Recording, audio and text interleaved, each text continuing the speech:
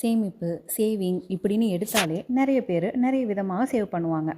But எல்லாத்துக்கும் ஹைலைட்டாக gold, தங்கத்தை save பண்ணுவோம்.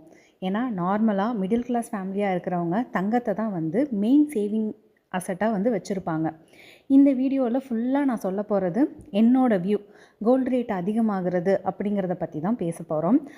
First of all 22 carat gold வந்து 12,000 தொட்டுடுச்சு.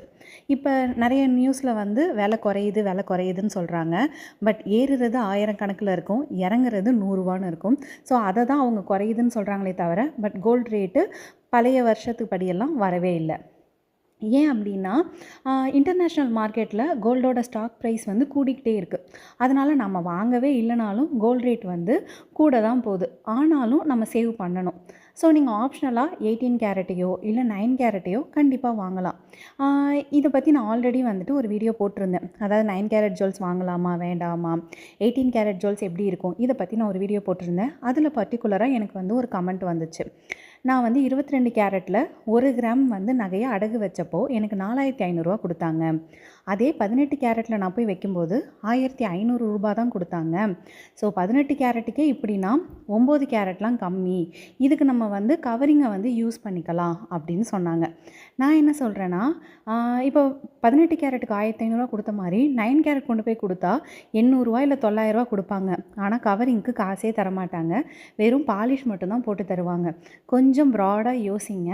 ஏன் அப்படின்னா நிறைய பேர் சோஷியல் மீடியாவில் அதை பற்றின புரிதலே இல்லாமல் நிறைய கமெண்ட்டுகளை வந்து போட்டுக்கிட்டே இருக்காங்க. நான் 9 கேரட் பற்றி பேசும்போதும் சரி, 18 கேரட் பற்றி பேசும்போதும் சரி, அதை பின்னாடி பேக்ரவுண்ட் வெரிஃபிகேஷன் பண்ணவே இல்லை. ஏன்னா இப்போது 22 கேரட் மட்டும் கோல்டு ரேட்க்கு வந்து கூடவே சேர்த்து தங்கம் எதுலெல்லாம் இருக்கோ அது எல்லாமே கூட தான் செய்யும். எக்ஸாம்பிளுக்கு உங்களுக்கு சொல்லணும் அப்படின்னா, இப்போ சாக்லேட் வந்து கோல்டு சாக்லேட் அப்படின்னு சொல்லுவாங்க.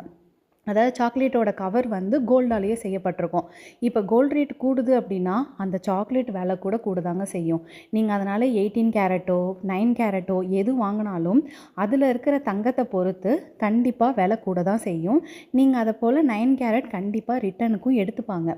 நிறைய பேர் ரிட்டனுக்கு எடுத்துக்க மாட்டாங்கன்னு சொல்கிறாங்க. அப்படிலாம் கிடையாது, கண்டிப்பாக ரிட்டனுக்கும் எடுத்துப்பாங்க. இன்னொன்று, அது கருத்து போகும் அப்படின்னு சொல்லிட்டு ஒரு வதந்தியும் பரவிட்டுருக்கு. அப்படிலாம் கருத்து போகாது. நம்ம வாங்குகிற 22 கேரட் கோல்டே வந்து நம்ம ஒரு தொடர்ந்து 2-3 இயர்ஸ் யூஸ் பண்ணோம் அப்படின்னா அதோட பாலிஷ் வந்து குறைய தான் செய்யும். அதே அளவுக்கு தான் 9 கேரட்லேயும் இருக்கும், 18 கேரட்லேயும் இருக்கும். அதை போல் 9 கேரட் ஜுவல்ஸ் வந்து நிறைய பேர் வாங்குகிறப்ப கவர்மெண்ட் சைடில் லோனுக்கு புஷ் பண்ணுறதுக்கும் வாய்ப்பு இருக்குது. ஏன்னா இப்போ யாருமே வாங்கவே இல்லை, அதுக்குள்ளே எப்படி லோனுக்கான இதெல்லாம் வந்து இனிஷியேட் பண்ணுவாங்க. ஸோ அதுக்காக கவர்மெண்ட் சைட்லேயும் வெயிட் பண்ணலாம். ஏன்னா இப்போ 18 கேரட் வரைக்கும் லோனில் வந்து வைக்க முடியும். ஓகேவா? இந்த வீடியோவில் நான் மெயினாக சொல்லணும் அப்படின்னு நினச்சது அந்த கமெண்ட்டுக்கான ரிப்ளை தான். கண்டிப்பாக 9 கேரட்டும் கவரிங் ஜுவல்ஸும் ஒன்று கிடையாது. 9 கேரட் வேறு, கவரிங் ஜுவல்ஸ் வேறு. நீங்கள் கவரிங் ஜுவல்ஸ் 1000 1500க்கு வாங்குறீங்க அப்படின்னா அதுக்கு தயவு செஞ்சு 9 கேரட்டே வாங்கிட்டு போயிடுங்க, அது பெட்டர் தான். சப்போஸ் உங்ககிட்ட நிறைய காசு இருக்குது அப்படின்னா 22 கேரட் வாங்குங்க. காசு இல்லாத பட்சத்தில் நகை வாங்கணுங்கிற இதில் இருக்கிறவங்க 9 கேரட்டையோ 18 கேரட்டையோ தாராளமாக வாங்கிக்கலாம். உங்களுக்கு 9 கேரட் வாங்க அவ்வளோ இதுவாக இருக்குது அப்படின்னா நீங்கள் 18 கேரட்டை ப்ரிஃபர் பண்ணுங்கள்.